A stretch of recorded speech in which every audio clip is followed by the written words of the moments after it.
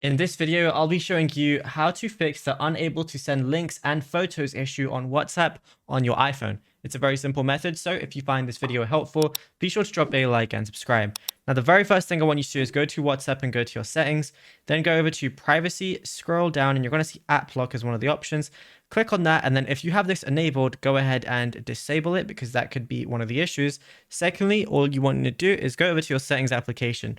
From here, scroll down and you're going to find apps at the very bottom. So just go ahead and click on that. Then scroll down again until you find WhatsApp. Now it's on W, of course. So if you have a bunch of apps, you can go to search apps at the bottom, type in WhatsApp like so, and then click on it. And you just want to have full access for photos and microphone and camera, then you should be good to go. And then also, if you don't want it to be refreshing nonstop in the background, you should turn off background app refresh. And then, yeah, you'll all be fine. And you should be allowed to send links and photos again on WhatsApp in a group chat or a private message setting. Now, if you found this video helpful, be sure to drop a like and subscribe and check out all our other videos that we've been posting over on the channel as well.